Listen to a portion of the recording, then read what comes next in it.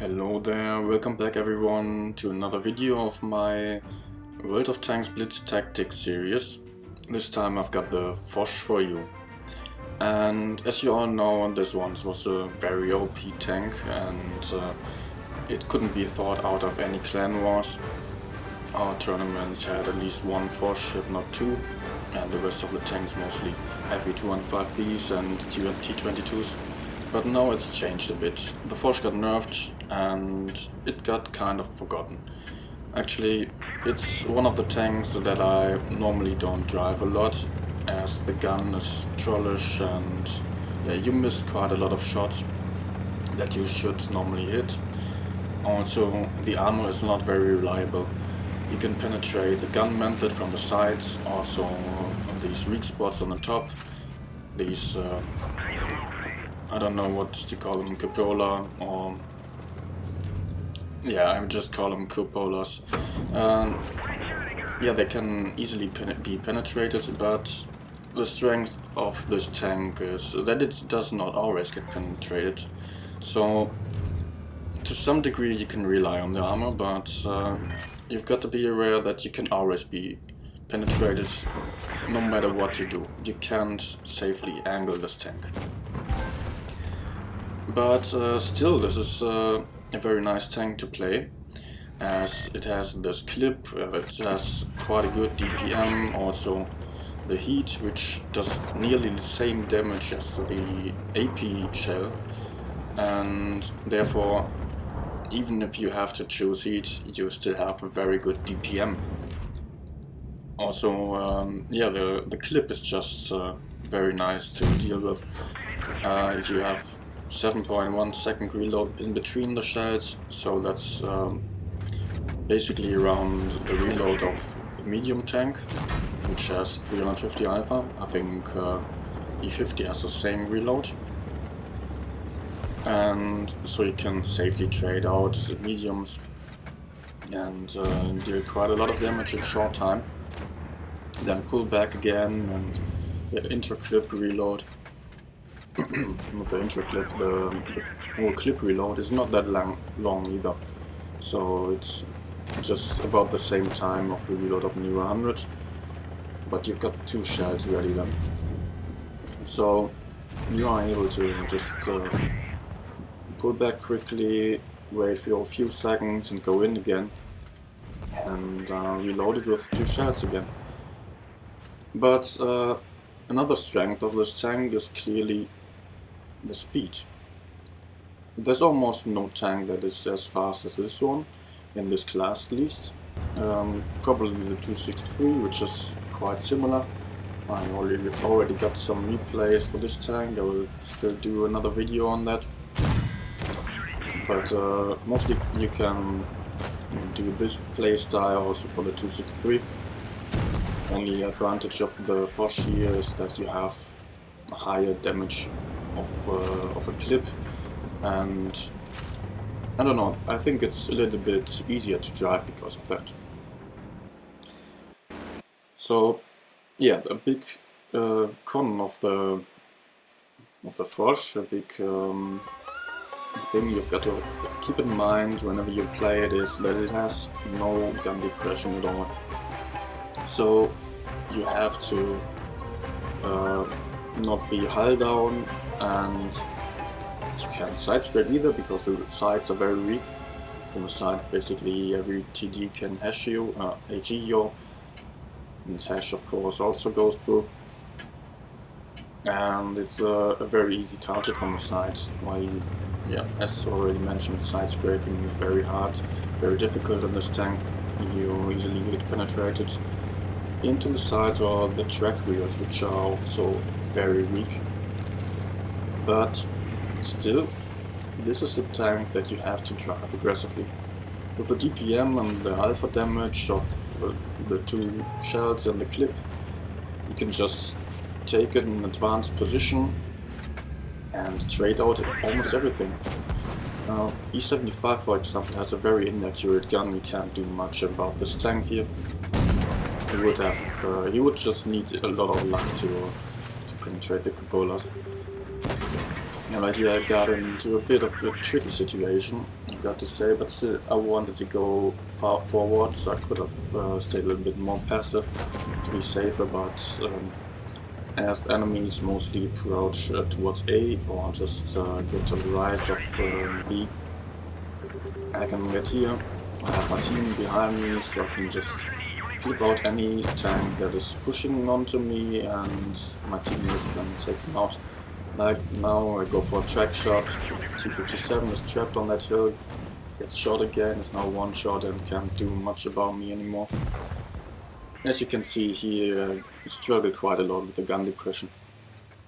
But still, I did not want to go for the right side, as many people think, especially people who are not bad players, actually mostly good players, but many of them play rather mostly encounter medics, and in encounter it's always helpful for this map to go for the right side, because you can have a lot of map control there, you can take good high down positions, can snipe into the city, and any tank that stays between these houses here is an easy target there. So you clearly don't want to stay in the city here, you can go high down on the A side or on the C side, sorry, but yeah, in the city you are always a great risk, and I know that, but still I only have 3 enemies left. I know the grill is on the left and T-62 is in front, so I hide here until I'm unspotted again, go for the grill. And yeah, what I can recommend you is that in Supremacy, if it's not a team of full mediums, then you should just go for the city. And also for tanks like T-57, AMX, E-100 or Maus, they are very bad in the desert here. If you get lost in the desert, you cannot fight any tanks high down. If you've got some good enemies against you, some tryhards, then you have basically no chance with tanks that cannot fight high down. Also, if you manage to go forward and clear some mediums, maybe they fall back and then they have TD cover, because on this map there are a lot of campers behind. So you can't push forward and maybe someone is flanking and gets the caps, then they have A and B, while you can't do anything. You would have to rotate back, and teams mostly don't do this. They only know forwards, so it's just safer to go for the city. Here I do the same. As I know I cannot fight hull down, even though the enemies have mostly mediums. I have only 1 heavy, which is an AMX, so yeah, I don't know if they will go for the city. I just hope there will be 1 or 2 in the city, otherwise they will be on the tracks camping. As I have this great speed, I can just advance quickly, get into the cap, but I don't want to cap it. I know, okay, there's no spots in front. AMX is a fast tank, so he should be there by the time. So I just go forward and try to get into the back of the enemies. Okay, I could give a nice AG shell here, go for the full reload, as now I can clip the FV, almost at least 50-50 chance with the 1100 HP that he had. And I just go for the next damage here. I see the WT, I don't want to raise a shot for the kill. Unlucky for the Sheridan that I rammed WT out of this shot here. But yeah, as you can see, it pays off when you play the Foch very aggressive in the beginning. As, yeah, remember, you have the speed, you can just go in front of our guns before everyone is in position. You can be there and pre-aim where they will go. And also, when you are closer, it's harder for them to penetrate you actually, because if you wriggle, the weak spots just go from one side to the other, or they hit your gun mantlet, your gun, which also often happens. So basically you would just, yeah, if you get close, you're pretty safe, as they would have to penetrate you with heat or APCR into the sides, which you can easily angle. While at a distance, when you're too far away, your gun is just too inaccurate, you won't hit anything. While they are still able to penetrate you, most tanks have more accurate guns, so they should not have any problems with penetrating you with their premium ammunition. But the distance that you want to fight at is either close range or the medium range. Because at medium range, yeah, it's also not that perfect for you, because they can still penetrate your lower plate. Almost any tank can do that, often with AP already. But at medium distance you can just outstrike the enemy. Here I can actually hit a nice shot at a distance, which is not that usual for this tank. These kinds of shots often miss, and yeah, in this case luckily not. And as you know, they have a mouse and a jack. Also A is already getting hacked. But because of this lineup, the German heavies and TD, I already thought about them being split. On this map you generally, even in Supremacy, you should rather go up. Because first of all, many people do this. You've got, same as in Oasis Palms, much better map control when you shoot from the upper side here. You can push in later, but you cannot really hide in the city. Remember that your armor is angled to the top, so when you shoot from above, your armor flattens towards the enemy. So while the enemy that is above has a much better angle in his armor, and mostly only has to show his turret, while in the city you'd have to side scrape and it would be an easy target. But I do not want to waste any time here, because I can easily go down again, and I know I've got some team behind. Not as many teammates as expected, as they all rushed A for some reason. But still, I can just fight from this corner here.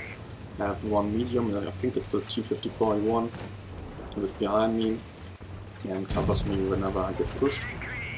And I just count on that. So remember, if you got some team behind, you can make use of it. You can take an aggressive position, and then you can put out some shots, like especially with autoloaders, this works quite well. You put out shots whenever the enemy is reloading, and when the enemy is pushing you, then you will probably get shot by your teammate if they are not total noobs and don't notice anything. Otherwise, it's also quite helpful if you've got this in mind whenever an enemy, or not an enemy, if a teammate of you pushes in, you should be able to cover him. If you cannot push with him because you think, okay, this is not the smartest move that he does, then there are too many enemies in front, then consider not running away and letting him die, and also not pushing in, but just staying there for a bit, seeking for a position where you can cover your teammates and put in a lot of shots before your teammate dies, and then you run away. So in this case you just stay a bit in the back and make sure that you, for one you can cover your teammates. Also, you should be able to run away then. Alright, I hope you could learn something from these games, and I really hope you enjoyed it. If you like it, put a thumb up, leave a subscribe, and of course also don't forget to join the Discord server for all replays, and I also hope that you will just share some of your great battles, as I plan to do some more commentaries on either tanks, game styles, or just great replays. Alright, thanks for watching, see you soon.